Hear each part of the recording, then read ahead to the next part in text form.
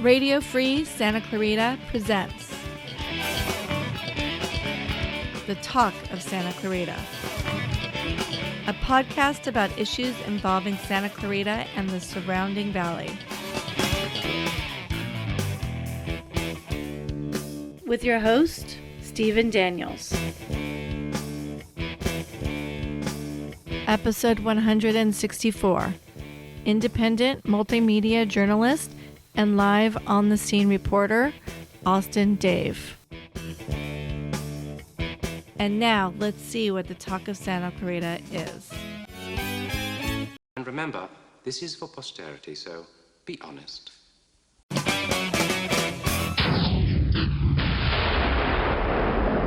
Austin Dave, welcome to the Talk of Santa Clarita, the socially distanced outdoor edition. Been wanting to have you on the show for quite some time, and I appreciate you finally making the time. Me finding the time and you making the time to do this. So let's start things off with a tough question for you. Sure. What's up with the name? So the name, the three first names. So Austin, Yes. Gabriel, Dave. That is literally your real name. You can't trust a man with three first names. Well, people don't trust me because of Daniels. But I say it's a... Dave is actually your last name? Yep. And depending on who you are, it might be my first name. So it gets reversed a lot. So yeah, I have always thought that Austin was the nickname, like you were from Austin, Texas, and Dave is your first name. You know, like to distinguish you from someone else. But your first name is Austin. Yep. I swear, never heard the last name Dave ever. Neither have I. Is that what is the origin of that name? Do you have any idea? I don't know. I don't know. I've never asked. It's one of those things where it's on my mom's dad's side. So his lineage is Dave, and so it just kind of spills over. Did you grow up here in Santa Clarita? Or? Yeah, a little bit everywhere. So where are you from originally? Born in Westwood at UCLA. Okay. Lived in Los Angeles until I was about 5. Moved to Santa Clarita, and then when I was about 12 or 13, moved to Las Vegas for a couple of years, and then came back. Why'd you come back? Came back because it was more or less, we went there for 4 years. My stepdad had transferred over to another job there. Yeah. And then ended up coming back. And so we ended up coming back. It was nice. Las Vegas was a weird place. That's kind of where, it's where I give it credit though. I would never change a thing because it's a weird place in the sense that when you go there and you're an adult, you have the hotels, you have the strip, the casinos, the different entertainment venues, mini golf. But when you're a kid, it's like, what do? Right. You don't go to the strip. We lived in the suburban area, which is on the complete opposite side of town. Sure. So it was kind of like you were bored. It was hot. Yeah. And, in the summertime, it would get down to 99. And, it was definitely an experience. Yeah. But I'll credit it with giving me my idea of getting into, I guess the industry. How so? I mean, what was it that made you... There was this program, called ITV. And it was interesting. All the cool kids were in it. I was kind of the shy kid. Still am very shy. You were part of the AV club, and you're telling me they were the cool kids. Pretty much. Well, the best part, though, was I signed up, I got accepted, and then literally the day after I got accepted, I came home, Mom says, we're moving.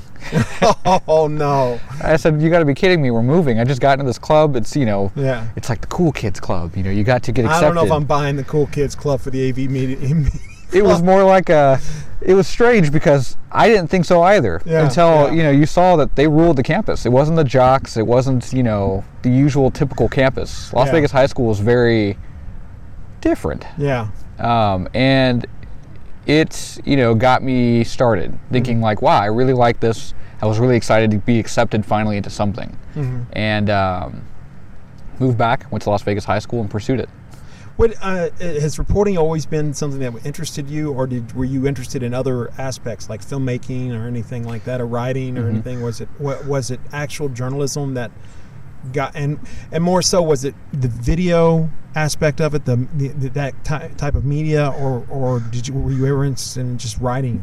I was always into video. Journalism was last on my list. Yeah. It wasn't even a consideration. Yeah. I was more into the filmmaking aspect of things. Yeah. For all my school projects up until that point, I was doing videos, you know, where people would write an entire like 10-page essay. I would substitute it for video. We always had that option. It was unique in Las Vegas, where you had the option to substitute it for a digital medium. Yeah. And I always did that. The DVD menus and iDVD, the little templates. Yeah. I got an A just based on that. Didn't create anything, just dragged and dropped the file in. Right. And they're like, "Wow, this is amazing." And I'm like, "Really isn't." But thank you. I appreciate the A. You never tell them that it's that easy. No. You know? No. Yeah. But I was into filmmaking. Yeah. Journalism was an accident. How was it an accident? How did you get into journalism? So, Golden Valley High School, I was into filmmaking. Yeah. I was in the SCVTV program, and GVT. Yeah, so it's an in-house closed circuit broadcast. Oh, so we do the televised broadcast every morning. Yeah. So it was more of a film-based type of program. And I got to College of the Canyons, and I thought I had registered for a film class, and I did, but I walked into the wrong room. And I didn't realize until after the drop deadline that it was the wrong class, because they showed us the cameras and I said, you know, these aren't the right cameras. And I said, so what type of filmmaking cameras do we have? They said, no, this is news. And I kind of was like, oh, well, where's film? Film's down the hall. That's a fate thing right there. You know, I mean, more so than anything else, that's fate. Yeah. You know. Just the wrong room. And you decided to stay in the class? Wrong door, but right room. Yeah. I had no choice. It was past the drop deadline, so I was like, well, I'm going to ride this out and just see what it's like. It's in the same department and division, but it was kind of like, you know, let me see where this goes. Did you find, as far as the filmmaking goes, did you want to make movies and be a director or anything like that, or? I don't know. I don't know what I thought I was going to do. Yeah. I was more into documentary filmmaking. I still am. Yeah. That's my passion is documentary filmmaking.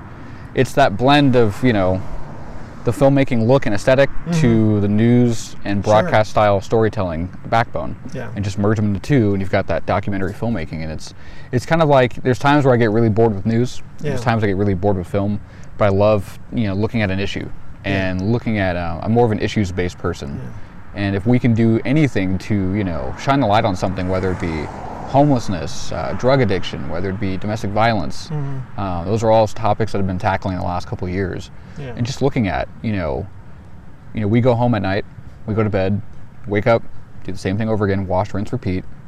But what about people who can't do that? Right. And that's where I really want people to understand, is that everything we do during the day we take for granted at times. There's people who don't have that. Now, how many documentaries have you made, or of your own? Truly 2. My most recent one was one on drug addiction. That in Santa Clarita or in general? In Santa Clarita. Okay. Most of everything I do is all just hyper local, and just looking at Santa Clarita, as you know, is just so unique. I mean, it is unique and very much an oddball. It feels for me, my perspective on it is it feels like a town of Mayberry being pulled into becoming another big metropolis. Yep. And it's doing it kicking and screaming. Yep. That's you feel the same way? 100%. You have the growing pains, and you know, that's kind of where everything stems from, is that I see this preservation of a small town mentality. Yeah. But the numbers don't quite add up. Exactly. And it's kind of like, you know, let's keep driving the 2-door Fiat, but we're going to have a family of 8. It's like, well, some kids are going to have to ride on the roof. I don't think that's legal. Yeah. And that's kind of where we are, is, you know, you see it grow. I remember when, you know, driving across town took you 10 minutes. Yeah. Now it takes you maybe a half hour on a good day. And you see it growing, but you see the loyalists, the people who have been here for so long that they've seen the change. And you have the people who haven't been here so long that haven't seen the change and have no, you know, record of history around here, to where they understand why, you know, McBean is named McBean, or you know, what Railroad Avenue was before. You know, it's kind of interesting to see the dynamic of a town growing. Yeah, I first came out here in '93, and the town has grown just astronomical. I mean, just to a level that most people can't even conceive compared to what it was in '93, because there was nothing. I mean, I can remember not having a car and just feeling trapped. Yeah. And it seems like the only thing that hasn't changed is the Saugus Cafe. Yes, exactly. And even that's changed, because they used to be 24 hours. Yeah. So see, I thought I was the only one I thought it was crazy. Yeah. Because I said, 2 in the morning, when you're out chasing stories in the middle of the night and you're hungry, your choices are very few. 7-Eleven or 7-Eleven. Yeah. And it's like, I used to go to Saugus Cafe and, order up some pancakes. And, Saugus. When it was 24. I was in film school at Cal Arts, and it was the greatest place to go write all night long. I would just sit there and make notes and notes and notes. And just the occasional car going by. Yeah, exactly. Peaceful. It was great. I miss that. So I miss that too. Just a shout out to the Saugus. Go back to 24 hours, guys. Yes, please do. We would love that. So, you came out. You went to college at the Canyons and studied. I guess you studied journalism, or okay. Where did you go from there? Did you COC? Is just that was it. So COC, and then associate's degree in journalism. No, so I don't have a degree at all. You don't? Okay. No, it's one of the things I'm working on. Okay. I want to eventually get my doctorate. Okay. And that's kind of the overarching theme, is kind of just chipping away at it as I work at the same time. I see. So the mistake I made was going straight into the industry right after that. Where did you go? SCVTV. Okay. So I started there when I was about, I want to say 19. Worked there for 4.5 years with Leon Warden. And then after 4.5 years, I moved on to the Signal. And I was there for about 5.5 years. Now you were there when Chuck Champion was in charge. Everybody. I was there for Morris, for Chuck, and there for Richard. Okay, how long were you there with the Budmans there? I would say a year to a year and a half. Well, let me ask you a direct, somewhat personal question. Sure. Did you choose to leave, or did they, That was a choice I made. Why did you choose to leave? So I always compare myself to Mary Poppins. Okay. There's times where you feel like once everything is where you semi want it to be, you've made the changes you feel like you've made, you've outgrown it, that's where you start to kind of go, okay, don't stay and stagnate, keep going and go where you're needed. So for me, it's not really where I need to be, it's where I am needed, I guess. Yeah. At SCVTV, we did a lot to make it more digital. Before it was, just archival purposes. And I think that, the changes we made there as a team, still last today. And all positive changes. And at the Signal, a little bit the same. What came in, and it was very much a print-centric analog, company of sorts. Yeah. When I left, it was more digital friendly. Yeah. Not as digital friendly as I wanted it to be, but it got to the point where, at College of the Canyons, there was an opening in the department that I loved. Yeah. And that's where I'm at today. And it was the ability. It wasn't a choice to leave the Signal based on the Budmans or anything like that? No. It was more, I had a vision of where we could be, and we weren't quite there. But the opportunity to go to COC and, help build something, really did, it attracted me. And it was more like, okay, I'm needed there. Right. But it was a struggle of I'm needed here, but I also know that, I'm not finished here. Right. And that's where I left it. It was kind of like a painting that takes you 5 years to do. And it wasn't finished. It was a half-finished painting. You're kind of, being somebody that's in journalism and having worked for SCVTV and the Signal, I guess you haven't worked for KHTS? Is that the only one you haven't worked for? Correct. What's your perspective on the media out here? It's an interesting one. I think that it fits Santa Clarita to a T.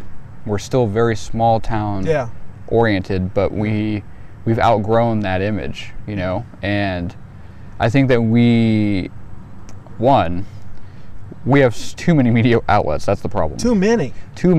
I think that each one has their strength, but if they each focused on their strength and got together, I think that we would do the city justice. We would have the resources and ability. However, you would need more of a mixture of people. You need a better mixture of people. I think you have a lot of let me break it apart. You have the executive level, and you have the boots on the ground reporter level. Right. And I always separate the two because in many cases they're very different. The reporters are the best. They are some of the best people I've ever known. Yeah. And they don't do it for the money in many cases. Well, from what I understand at the Signal, there is no money pretty much. Not to bag on the Signal or anything like that. I Journalism. I commend the reporters for working for. I've been told what they get paid, and you know, they're doing it for the love of what they do. They are. You know, and that's the thing. It's that passion. You know, see the passion in you. You know, and it's like when you have that passion, nothing can replace that. Yeah. You know, that quest to solve the puzzle or inform people. And that's just across the board at the Signal and KHTS and SCVTV for that matter. You see that passion, you know, you try to replicate that passion in your students, you know, our students at COC, and you just see that passion in them as well.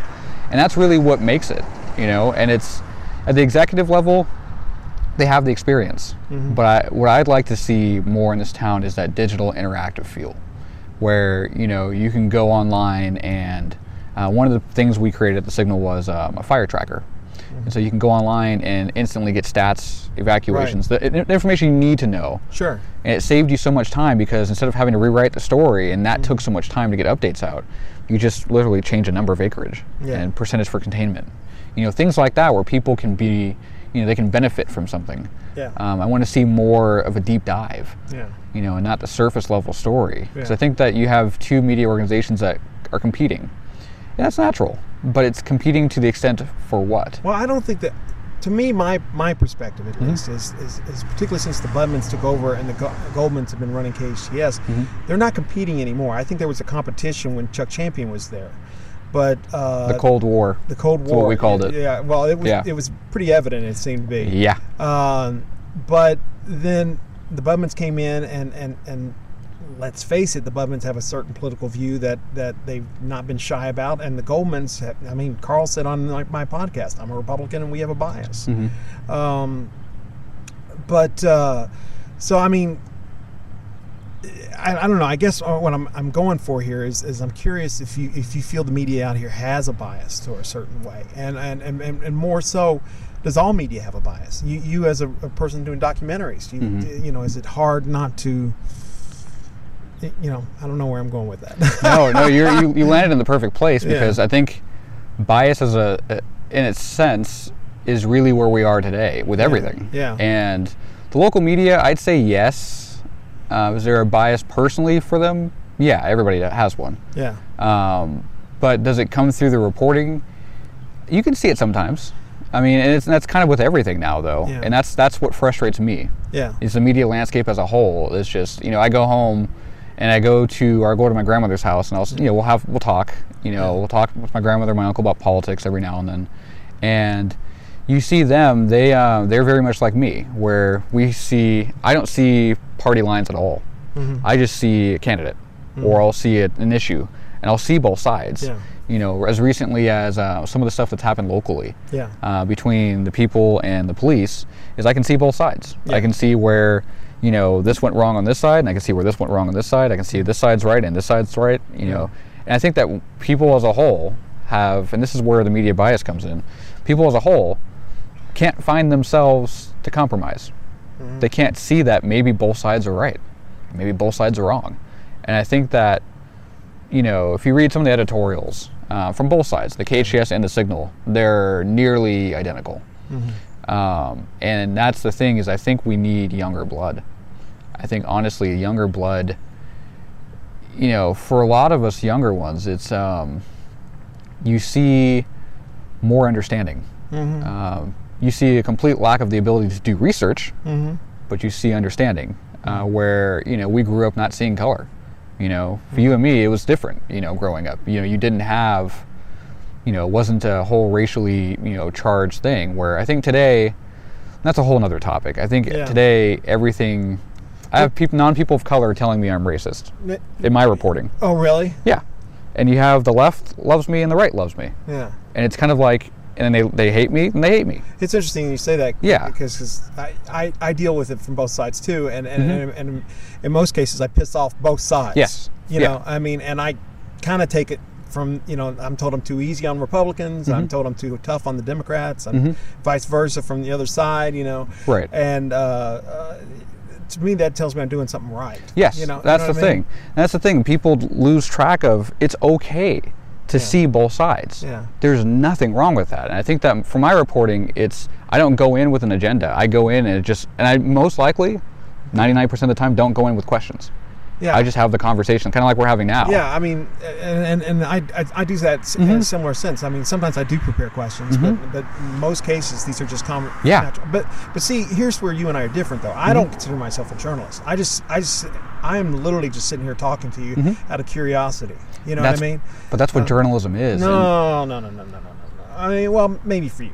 Yeah, for me, I just get to be curious and nosy all day. Let me put it this way: I am uncomfortable with calling myself a journalist because I never went to journalism school. Okay. I never really. I mean, I wrote for the college paper a couple of times, but and I've written some stuff, but I don't think we share the same curiosity. I'll give you that. Yes, I mean, and when I have someone of opposite, I mean, but I'm open about my politics online, and but at the same time, when I'm talking to a Republican, it's not so much to grill them, or I try not to. It's more about trying to get into their head to understand why they believe the way they do. Right. You know. And that's that question, though. Yeah. That's the question that people don't ask anymore: is why? Yeah. You know, why is something the way it is? Yeah. Why is the grass green? Why is the sky blue? You know, we just take it for granted because it is. But I mean, and I think a lot of it is, for me, convince me. Yes.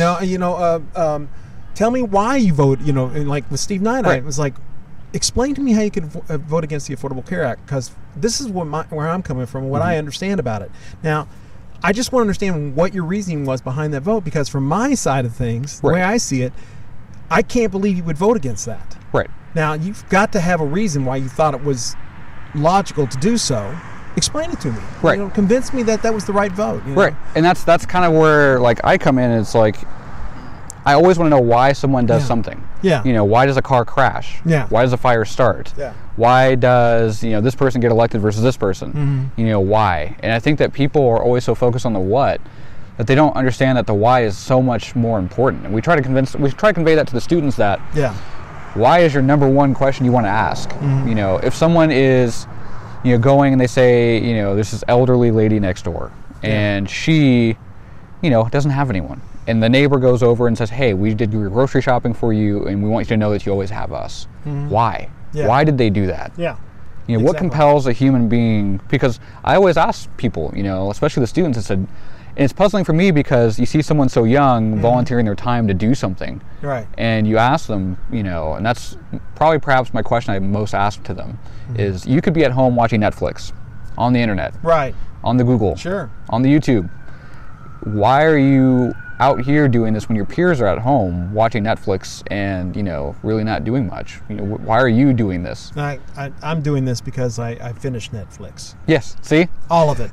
That's my fear. That is my number one fear is failure. Yeah. My number two fear is finishing Netflix before we come back to production. And that's the thing. Everyone's saying, when the COVID started, people were saying, dude, it's okay.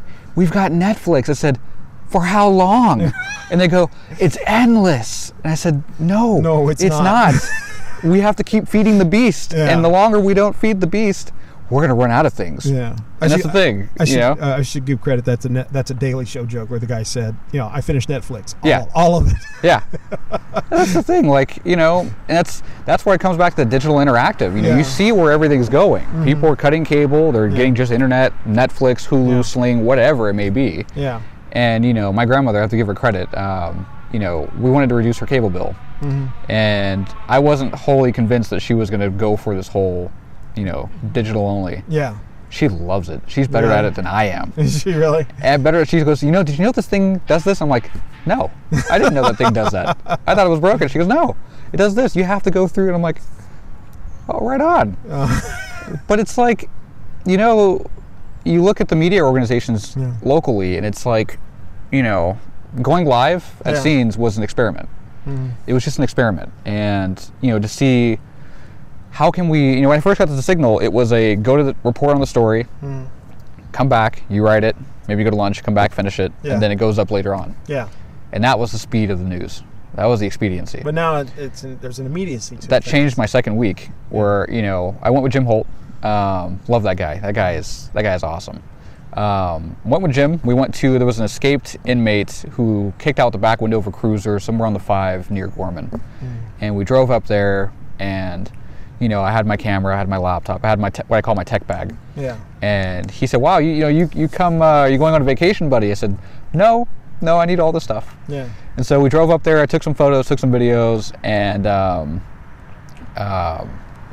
on the way back, he goes, so when we get back, because I was new, I didn't fully know what I was doing yet. He goes, we're gonna need your photos. If you have your stuff ready, you know, and then maybe in a couple hours we'll come together and, you know, we'll post it online. I said, Jim.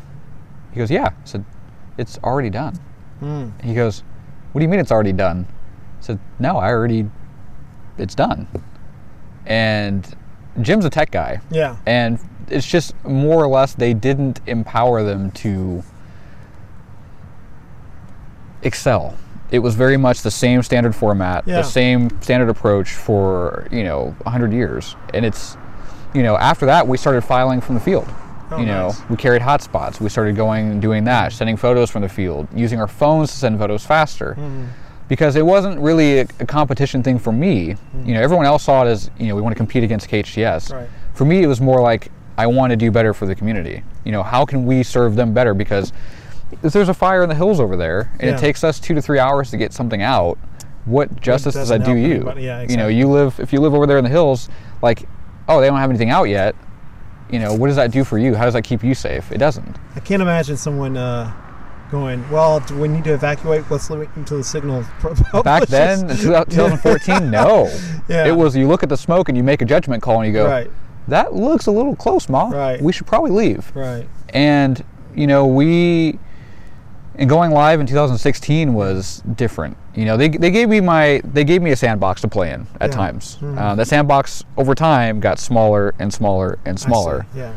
But, you know, they allowed me to do documentaries. They allowed me to, you know, I put together a domestic violence forum a couple years ago when we had a murder every Sunday morning for weeks. And they were all domestic violence, bludgeoning. Jeez. And so, you know, I reached out to the director of the Domestic Violence Center and said, hey, let's do this. And they allowed me to do that, tackle issues. But, you know, we went live. Toward the later years, though, the value of all of those things was not as, you know, I don't want to say appreciated, but not as, it wasn't the focus. Well, you know, I don't think the Budmans are fans of me, but I will say that, so I'm not going to, I do feel like it seems like a lot of that technology stuff kind of changed the approach or the attitude about it when the Budmans took over the Signal, that they kind of wanted to go old school with everything, like the Sunday edition. I don't know who is looking forward to the Signal Sunday edition. They're looking for immediacy like you're talking about. Right. And that was kind of, I saw a similar thing where when Chuck, right before they left, we were at full speed, all digital. Yeah. We weren't getting rid of the newspaper at all. Yeah. A lot of it was because my strategy was this. Yeah. I sat down with him in his office many times, and it was always this. Yeah. We can go digital first if we think in our digital first approach, where we're being more immersive, we're able to do more research through social media and find more people who are impacted by something. Right. Take that and let it spill over into the print edition, not the other way around. Yeah. Because if you're trying to make a square peg fit into a square hole. That was the newspaper. It has to fit those confines. It cannot be anything different. Right. And then that spills over into online, and online feels like it's truncated. Like it feels like you're being forced to fit a word count, because you are. If you flip it around, take out the bounds, there's no box. You're already outside the box. If you completely decimate the box, there you go. Yeah. But we went from being full speed one day with that direction to completely it shifted the next day. And it was hard because, you know, a lot of where we were financially, we were depending on digital operation. And we were prepared to do a lot more for local businesses because we had the online reach. We were getting 6 million page views. We went from being, when I took over director of digital operations, I was that for about a year. We were at 800,000 page views, maybe 600,000. Yeah. And we shifted to 6.2 million. Wow. That's amazing. That was just because it was more relevant. You know, we were embedding tweets. We were doing the fire tracker I was telling you about. We did a weather center, a traffic center, and it was all automated. Yeah. And, it was less work on the side of the reporters, so it allowed them to be more efficient and do more. And that was the thing, reduce their load, allow them to do more, chase more stories, give them less stress so they can do a better job. Okay. And you're still giving the community something where we don't have to babysit it. What do you think about, one of the things, you've been doing this for a while. How long have you been doing this? Since I was 16. And how old are you now? Do you want 29. 29? Mm-hmm. Oh, you're young. No. You're a baby. My back was creaking so badly this morning. The dogs were barking, and I was just like, I was old man Rivers, like, shut up, I can't, I need to sleep, I can't, my back hurts. But you've been doing this for 13 years, so you've seen kind of the evolution of technology. Yeah. How much, when I was at Cal Arts, you did, as far as equipment goes, you needed a van. Yeah. That was the thing that, like, if you were going to shoot something, they said, the advice I got when I first enrolled in school was, if you're going to buy a car, buy a van, because you're going to need to haul equipment around. Yeah. Now you can put it in a backpack. Yeah. And even then, that's more stuff than most people need to do things. A lot of people are doing things with an iPhone. Yes. What is your feeling on the way technology is changing? That's things? My favorite part. Is the technology. Oh my gosh, I will nerd out all day, and people will stare at me and like I'm speaking gibberish. But when I first started, we were shooting on tape, and it was a mess because we would have journalists were sometimes not the best organizers at all, especially in film too. Yeah, and we'd shoot on a tape, not put a label on it, and it would fall into a pile of tapes, and you go to ingest it, and you're like, there's like 8 tapes here, which one is which? And back then we were, it was I started right in the beginning of the shift where SD cards started coming out, and they were so expensive, but shooting on tape taught you something. I think that for us going through the old school stuff, you learned something, and it was don't overshoot, because for every minute of footage you shoot, it's going to take a minute for it to end up on the computer. Right. And so it taught you to be very, very conservative with how much you're shooting, and now it's just night and day. Just shoot and shoot and shoot, and it doesn't matter. We're constantly connected. There was no pressure to go live because unless you had a news van and a microwave van, you couldn't do that. Yeah. And for me, like over the years, I've always invested in my own equipment because I wanted to have my own set of everything. Same here. And when I was at the Signal, I ended up buying so I saw, there was a day where they were doing the parade route, and I was, at the parade with my friends, and I was just standing there, and I was already thinking about my next story, and they were, enjoying the moment. Yeah. And I saw one of the reporters or one of the camera operators carrying a backpack, and I'm like, oh, they're shooting their stand-up. That's just what they're doing. It's just extra battery. And they were like, they were live. I'm like, how are they live without the microwave truck? And I looked, and it said live view on the backpack. So I said, okay, I got to thinking. Reach out to the company, and they're like, yeah, what do you need? And who are you? And I'm like, oh, I'm doing this. They're like, and you want a live view? I'm like, yeah, what is it? So they explained it. It's a live encoder, uses cellular, just like a phone. Wow. Yeah. So I bought one, and I come back to the Signal when it arrived, and like I skipped one of my meetings, and I was unboxing it. I was so excited. And they were like, why are you so excited over this little thing? I said, this little thing changes everything. You don't understand. Because everyone was going live at that point. It was like the Cold War era. Everyone was, in a arms race. But our arms was, technology. And just who can do it better. And KHTS was going live with their phone. I was going live with my phone. Moot. It's even. But the difference between like SCVTV going live with their phones, KHTS and the Signal, was that live view. Yeah. It allowed me to take my camera feed, my actual professional camera feed, and broadcast it live. Nice. And that's what I've been testing out over the last few weeks with the fires and whatnot, and just using that, it allows me to be a little bit more better prepared. What's well, I want to. Here's what I kind of piqued my interest about you right now is I've always been intrigued with the work you do, but. And now you're teaching at CSC, correct? Is that okay? But you're still doing journalism stuff. For who? Why? What's going on there? Yeah, that's why I haven't figured out either. People ask me that about this all the time. So who does it benefit? It's like, well, so COC is my full-time gig. Okay. So outside of those hours, I will normally late at night or early in the morning, I'll go and chase after a story. Weekends especially, I'll book up my entire weekend, looking for stories and stuff. And not so much the breaking news stuff, that happens, it's going to happen. But I'm more curious about the feature story type thing. But the way it works is, so I'm contracted by the major TV networks in LA. Oh, okay. To, when something happens in Northwest LA County, ideally here, I'm contracted to go out and shoot it. So when I go out and shoot it, send it in, they pay me every month, and then, that's pretty much it. Covers the gas, which is great, because it's gas is, Santa Clarita, okay, traffic would stop and go, gas is terrible. Yeah. It's terrible. Terrible. And it basically just covers the gas. And that's really where it goes. So everything evens out at break even. But most of it is just because, I have a unique deal where, they pay for the rights to use it. I still own it. Right. But I'm able to, and that was my number one concern, is I'm able to serve the community. It basically enables me to do that. So it pays for the equipment, it pays for the gas. Otherwise, it's for free.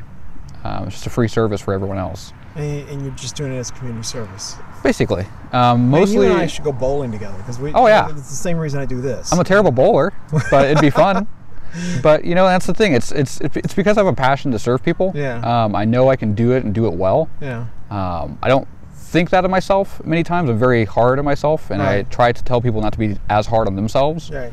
But I do it to help people. Yeah.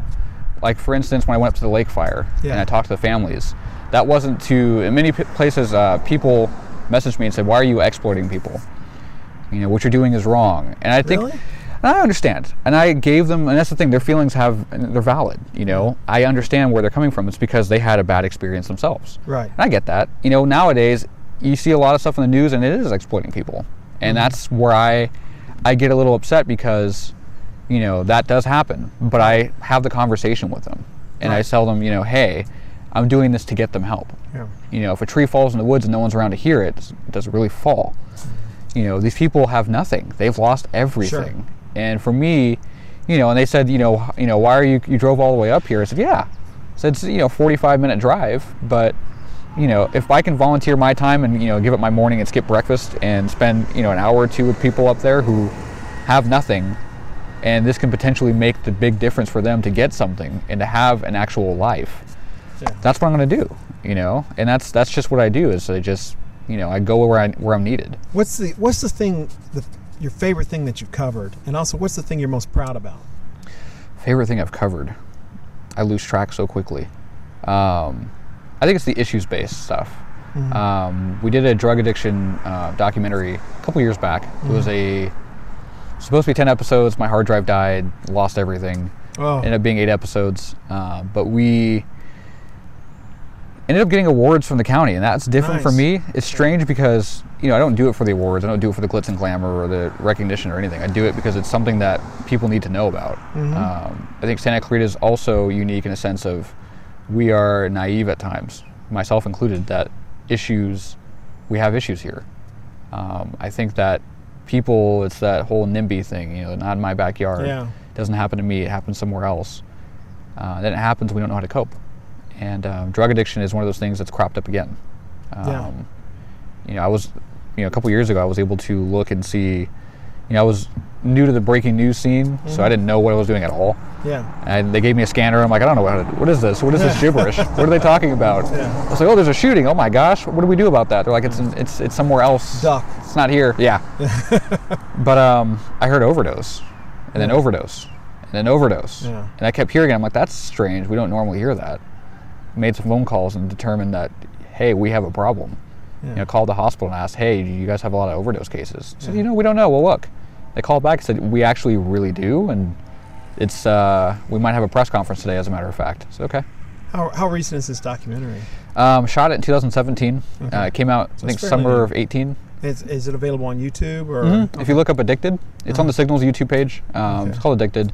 8 episodes. It adds up to a full feature-length documentary. Nice. But with attention spans, each episode's about 8 minutes. Okay, that's already too long for me. Yeah, we're working on another show right now. It's a one-man band. I don't have a crew. It's just me. Yeah. So whenever I say we, again, I can relate. Yeah, I say we as myself. I do play multiple roles, wear multiple hats. Sure. I'm my own team. But working on another one right now, which was interesting because we started a couple months ago, and then all of a sudden the drug problem crops up again. And so, but it's different this time. Yeah, it's a lot worse. Now I have one of the things we do on the show is we do a question from my kid. Yeah. And so. Hey Austin, Dave, do you ever get scared when you're reporting something? Can you give me an example? That's a great question. No. I'll tell him you said that. I don't get scared. You don't get scared at all? No, a lot of it is, and this is one of my worst traits is when I'm at a scene, there's such a... Whoa. Just put that down there.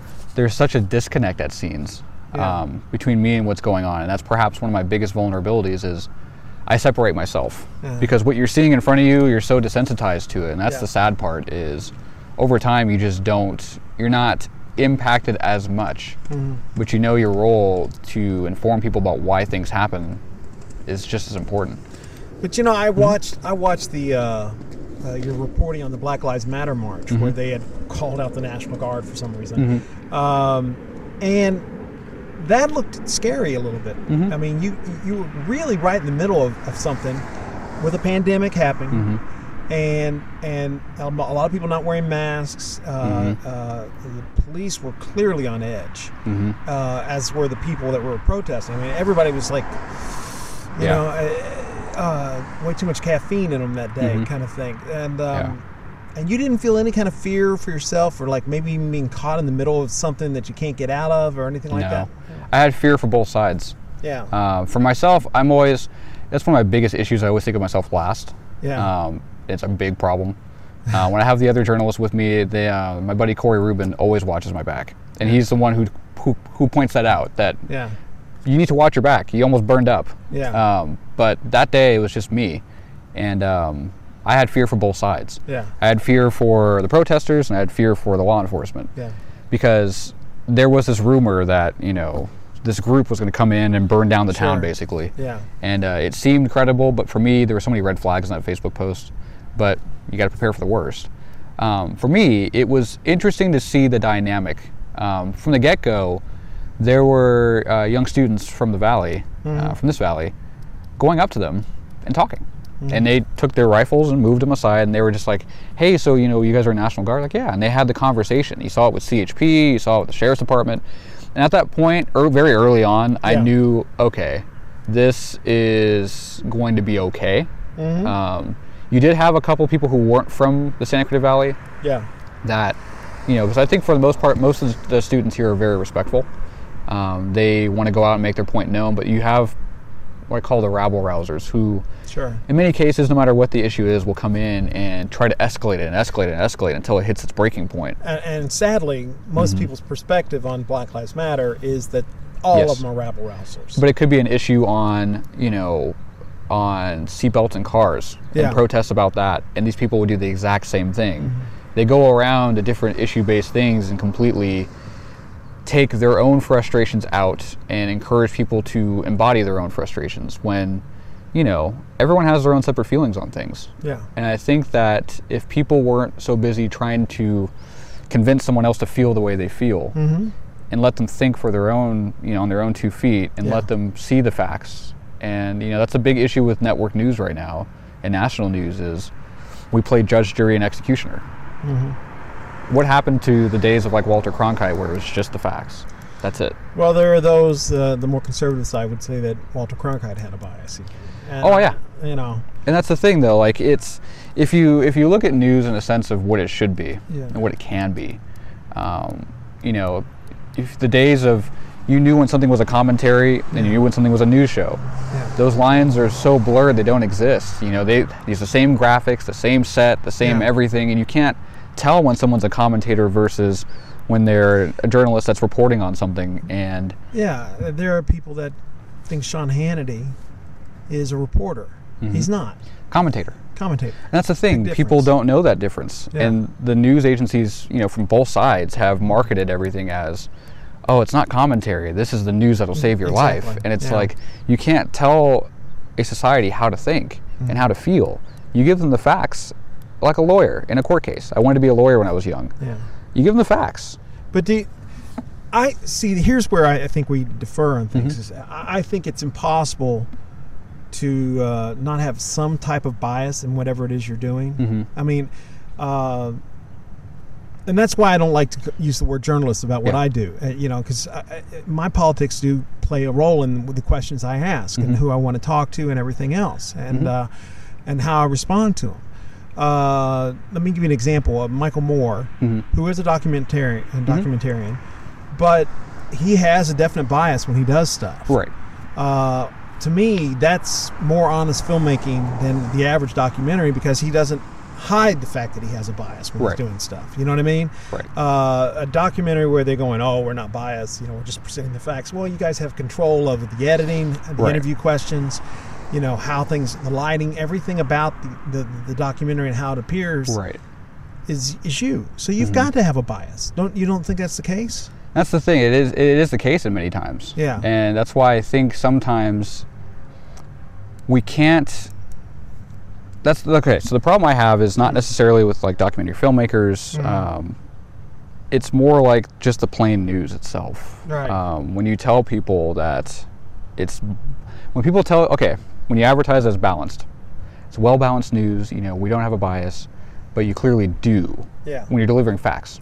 When you're saying it's the latest news hour, and it's you're hammering, because if you look at both sides, you have certain national media that'll hammer the right, and if you look at the other side, you have the national media that'll hammer the left. But there's no room in the middle to where you can go back 15 years ago, right before 9/11, and look at the news, and it was very much it was balanced. Politics have been politics for years, but it wasn't as charged as it is now. And you're seeing that incentive for audience. You're seeing that incentive that if you keep stirring the pot and you keep it emotionally charged, people are going to keep tuning in. And for me, I don't see the importance of that. I see the importance of.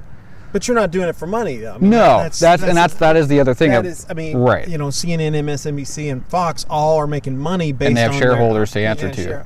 Exactly. And that's the thing. It's like, when you start looking at a sense of ratings driving content and not content driving ratings, you find yourself where we are now, where there is no compromise, there is no middle ground to exist of. We've wiped that out. Which of the three news networks is the most honest, do you think? I watch none of them. Really? Honestly. I look at local media. So when something happens in Florida, because Florida man, Florida is always the most bizarre stories for some reason.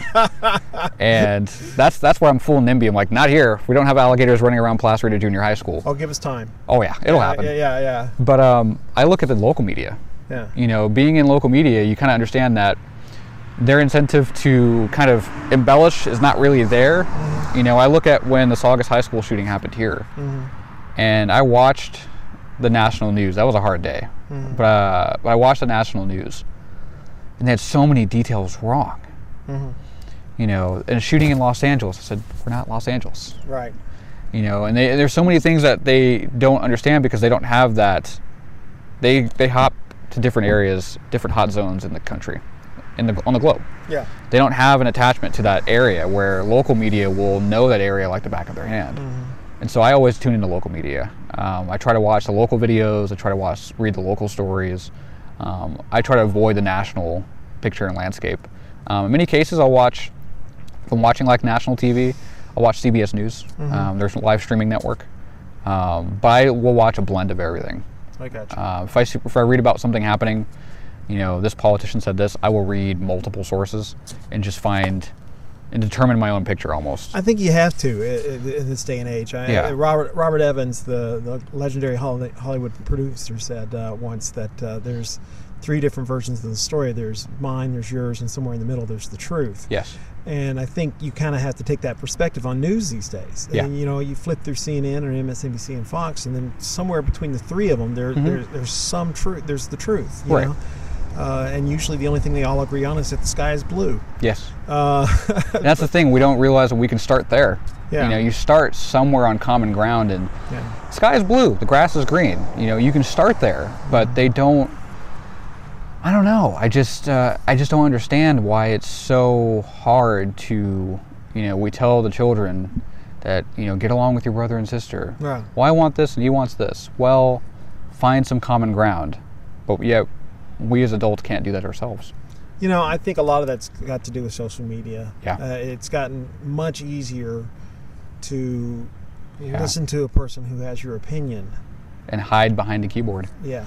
And it's hard because, there's people who, for all the things happening locally, because I cover mostly crime and breaking news, who have said, well, why don't you cover sports? Why don't you cover education? Why do you just cover crime? Like, you go, dude, I'm one person. Well, they yell at me. They go, like it's propaganda, or and I'm like, no. So all I do is cover crime.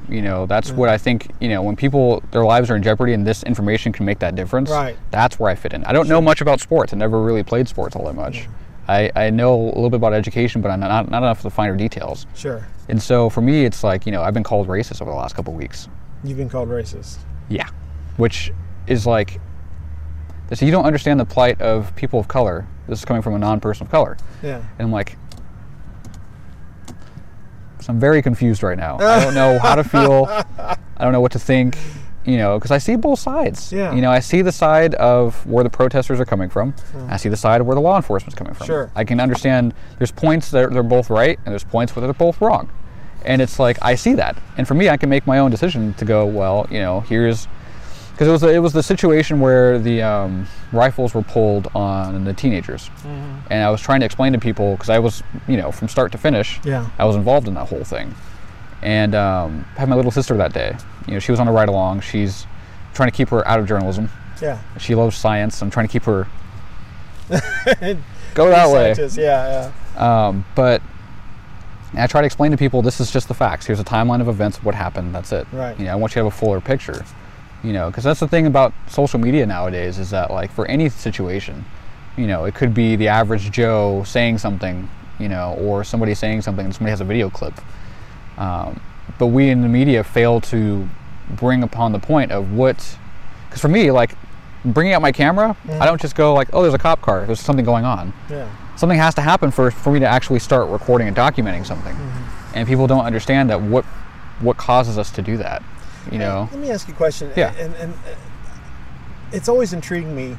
There's an old Sam Kinison joke about the commercials that have the starving kids in Ethiopia and everything like that. And Kinison says, the camera guy could have given the kid a sandwich.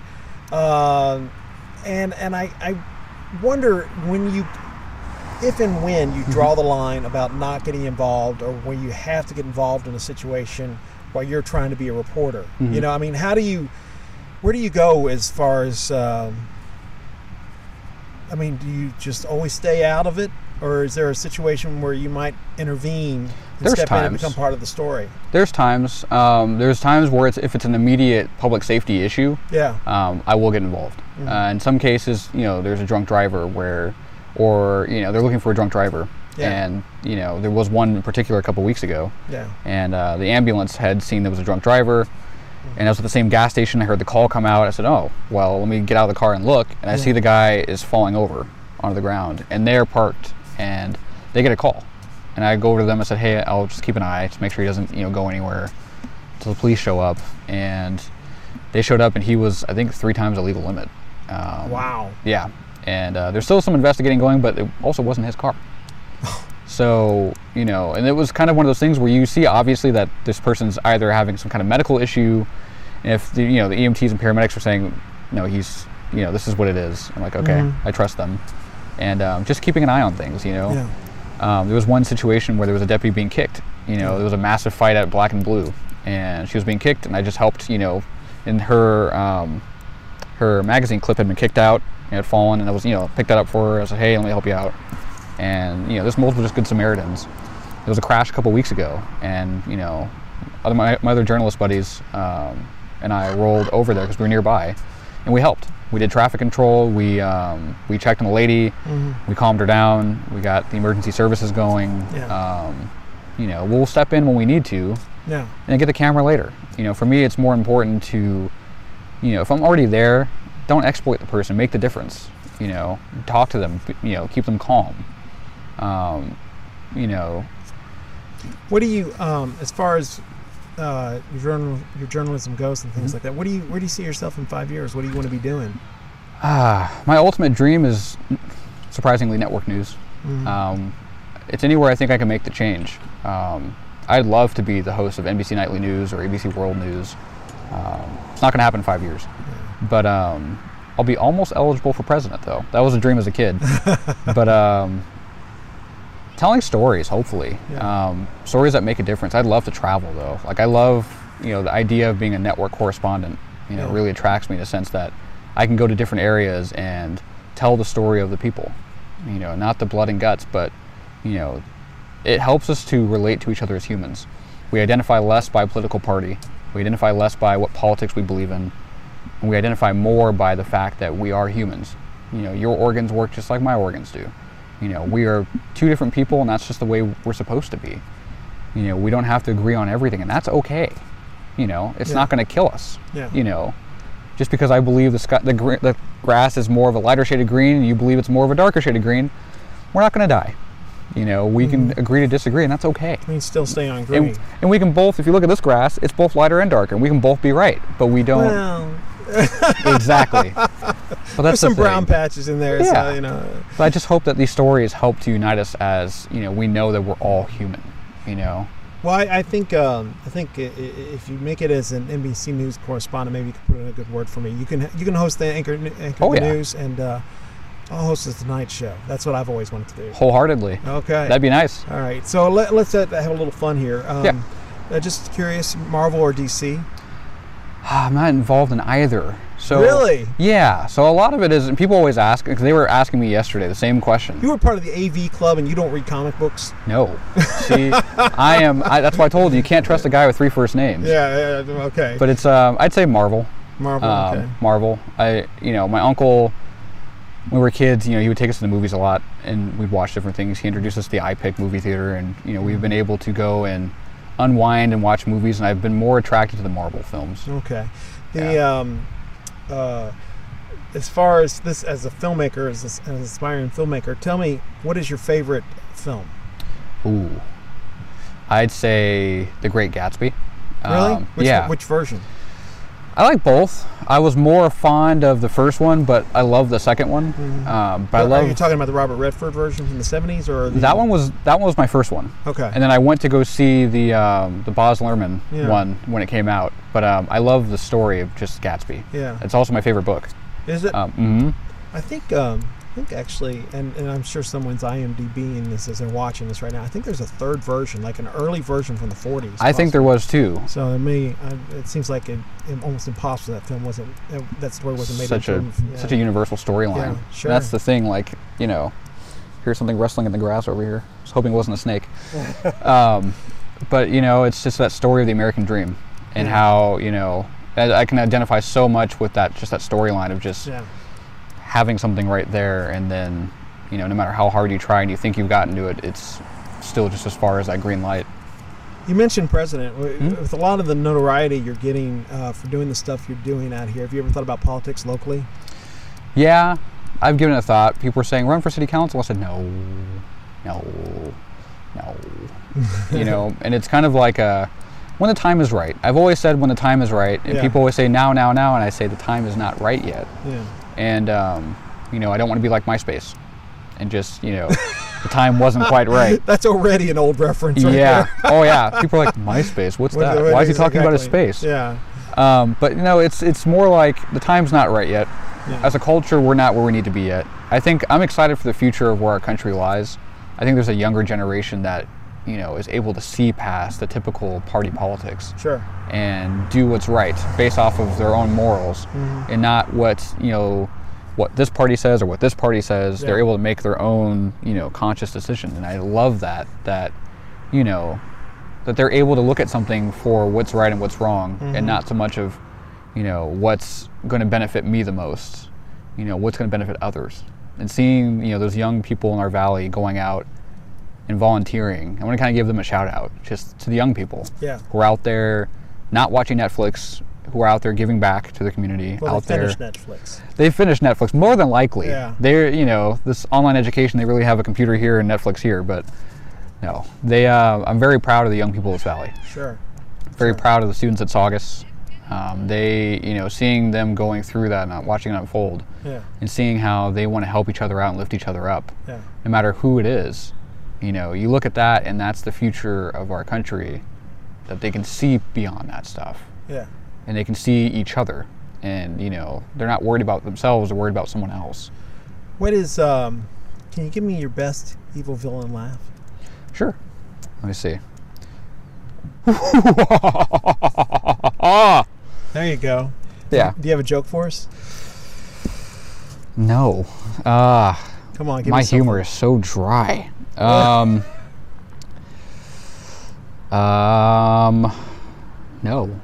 but I can rap. Okay, well, I'll take that. Okay. I usually tell people if they don't give me a joke, they have to rap. So all right, give me something. You have to give me a beat. Beatbox, come on. Boom, shh, boom. There you go. Shh, boom. Shh, yo, boom, yo. My boom, name's Austin, and I like pasta. I would tell you some more, but it's gonna cost you. All right. Word. And my first experience as a beatbox. So yes. So socially distanced fist bump. Yeah, there you go. Boom. Austin, Dave, thank you so much for being on the show. Thank you for having me. Appreciate it. And it was definitely very educational and very informative.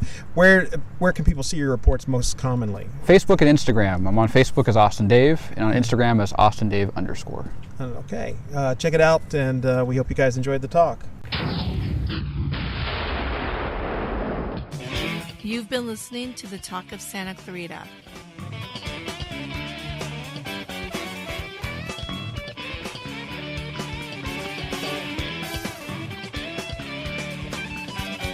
Listen to us on iTunes, SoundCloud.com, YouTube, and Stitcher. Barring a life event getting in the way, a new podcast is available every Tuesday. Questions, comments, and show ideas can be sent to thetalkofsantaclarita@gmail.com.